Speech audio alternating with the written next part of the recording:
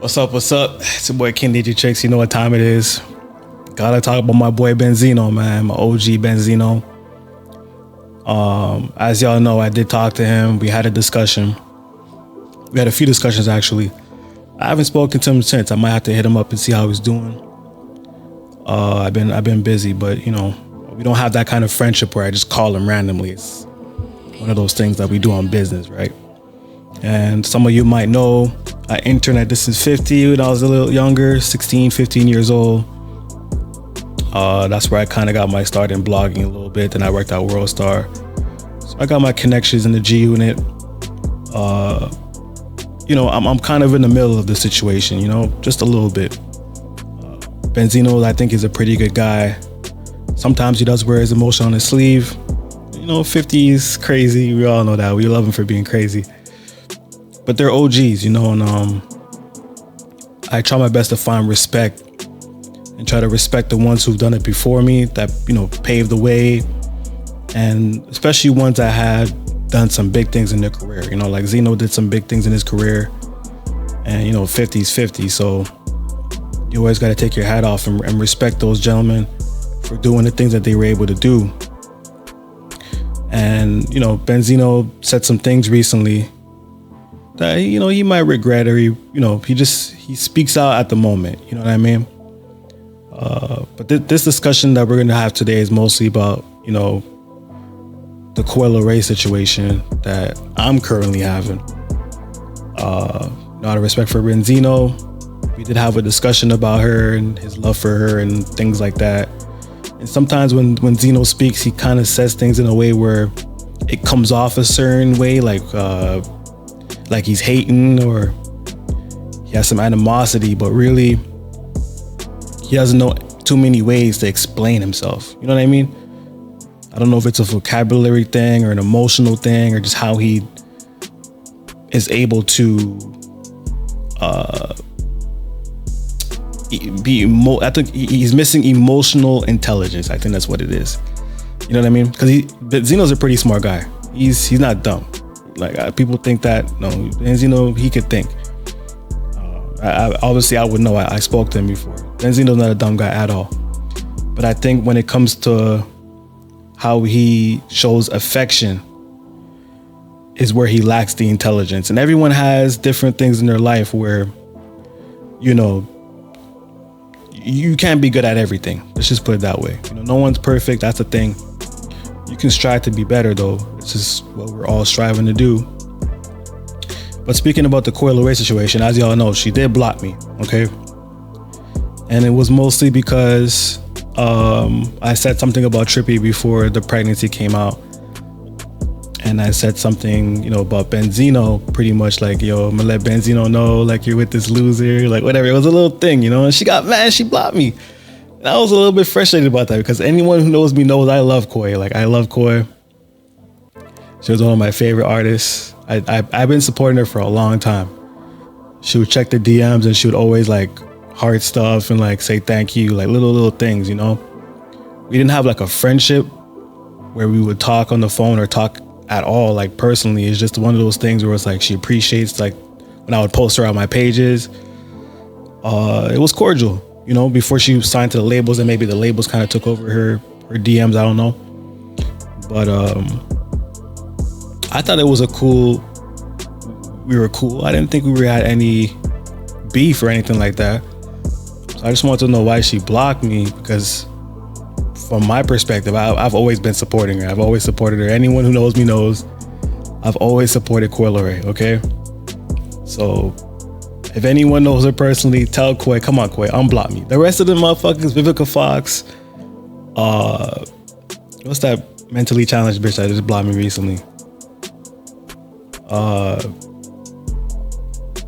Chantel, whatever that bitch's name is, that just blocked me recently. All them hoes, I don't care. You can block me. But Koi, come on, Koi. Come on, Koi. Benzino, if you get this message, let Koi know, man. Why you block me, Koi, man? I'm cool with the family. You know what I mean? I don't know. But this is a little interview between me and Benzino. We had a couple months ago. I'm definitely gonna check up on him again, see how he's doing, because he definitely has a lot of things to talk about. Let me tell you, including Whack 100, which I probably got something with Whack coming soon. Shout out to R&B, and yeah, so pay attention to it. Hope you guys enjoy it.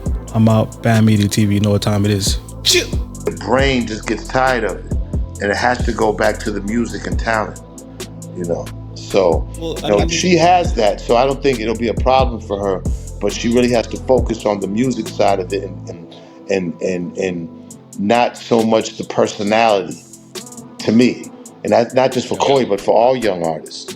I think they put too much into their asks than their vocals. Okay. I mean, well, that's kind of one of the other reasons why I wanted to talk to you, is mainly because I felt like people were kind of pushing this narrative that you were either clout chasing her or that's silly. What was the other thing that they were saying about you, that using her for clout and some other things? And I always felt like, you know what? I want to hear your stance on that, because obviously you're her father. And I mean, how can somebody who's had a career long as mine and brought their kids up into this be clout chasing that? How can something that came out of my nuts, I clout chase that? It is physically impossible. It is spiritually impossible. Like it's mentally impossible. It's not possible. You cannot clout chase your own kid, as much as people want to believe that. She is a reflection of her mother and father. A child is a reflection of the direct mother and father. Whatever she is came from us. Whatever I am came from mine. That's just how it is, whether she likes it, whether anybody else likes it, whoever don't like it. That's the natural science of it, the biology of it. You know, how am I going to be jealous over something that I made? Like, come on. And I feel like the way they're kind of spinning it right now is, you know, every time you have an opinion on something and you do say something on social media, it could be right, but then they're going to spin it against you and kind of say like you're hating on it. You know what I mean? And that's why, let me tell you, it don't exist. That's why people think it exists, but it doesn't exist. And it really has no bearing. And I am living proof. None of that shit has bearing on one's livelihood, one's career. It just doesn't exist. Now, if you believe it exists, then to you it exists. It's a mental thing. But the social media, anything that you think exists on it that is hurting you, it really isn't. The world is lived outside. The moves, the motion is done outside. It'll always be outside. This social media is a smokescreen. And the sooner people realize that, the sooner people get their minds back in order. Because, I mean, let's face it, right now, motherfuckers are fried right now. Fried. Yeah. Fried. Yeah, with olive oil and onions. Well, I mean, I can tell she loves you, because she did an interview with Matt Hoffa, and they asked her, you know, would you do a song with Eminem? And she clearly said, you know, my father got to say yes or no to that. And obviously you're going to say no to that. Look, but look at this though, right? Koi, since she came out, has been bigging Eminem up, and how great of an artist he is, and how she would love to do a feature and this and that, you know. The Matt Hoffa thing was just one interview, and she did say that, and then I was like, that made me happy. But it's a learning process, because look what just happened. Eminem just dissed Koi. She wasn't expecting that. Yeah. She, in Koi's mind, she's, you know, she tried to finesse it to be like, hey, you know, listen, she already knew the situation, so she didn't have nothing to do with that. So she already distanced herself from me and showed him that she distanced herself from me and bigged him up. And look what happened. This guy comes around and disrespected. So I'm hoping, since I'm not around to really give the lessons, that this is a lesson that she learned, because that happened. You know what I'm saying? You know, you can't, these guys in this industry don't love you the way they think you do. These people who are in your comment section don't love you the way they think they do. You got to stop taking this for face value. Stop taking the internet for face value. The only thing that is face value is when you are in somebody's face, when you could touch somebody, when the love is in front of you, not through this phone. Yeah, that's true. I mean, it's a very tough situation because I understand how I have sisters and stuff like that. I know how their mind goes and all my homegirls and stuff like that. And Ain't tough for me. Shit. Shit. Right. I can really understand. Tough for me is having two kids and selling coke. You know what I'm saying? You know what I mean? Yeah, You know what I mean? And I have to. That's tough. I got to sit out there all night and everything that comes with that, just so I can make sure that they eat, because the mom don't work a job, and I'm taking care of the mom's two other sons. Yeah, that right there is different. This ain't shit to me, because right. You've already been through the fire. Yeah, I know where the landmines are. Shit, I'm good. And I'm trying to tell her where they are, but if she's not going to listen to me, well, then she got to, unfortunately, she has to find out where they are on her own. And sometimes as an adult, that's what you got to do. You got to let them get away from the nest and let them fly and learn from their own. I'm going to be here if anything happens regardless, because I love her dearly. And, anybody disrespectful, they're going to have to deal with me regardless. Exactly. And I'm pretty sure she knows that as well. So shout out to Koi. I hope she does. I hope so. Well, do you still have communication with her? Like, does she call you for your birthday? I mean, I'm a dad. People ask that all the time, man. You know what I'm saying? My line, she knows my number. I know her number. We're gonna communicate as privately as we communicate. That's good. That's good. Yeah.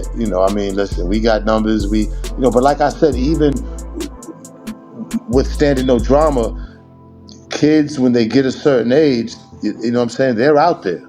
You know what I'm saying? That's when they're out there handling life. And you could go weeks without talking to your child, not even on no beef, just because they're handling their life. It's just a circle of life, my man. It's just a circle of life. Well, the circle of life. I mean, hey, you got some vocals on you, man. You got some vocals. Well, I'm pretty sure she saw your career coming up early on, and that kind of gave her, the mindset and the ability to say, you know what, I want to try that shit too. And 100%, I would not doubt that. She was around studios her whole life. She's seen how her father was making moves and motion on. She's seen her father get money. So yes, she got that from the Zista.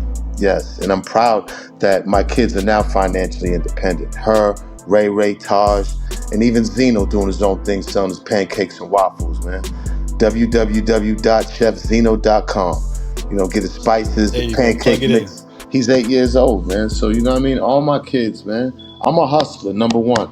My number one thing that I am is a hustler, and everything else comes behind that. Even how fatherhood comes behind that. Hustler has to be number one in my life, because nothing else works if that don't work. Definitely. I mean, speaking about hustling, you did start The Source. Yes, I did.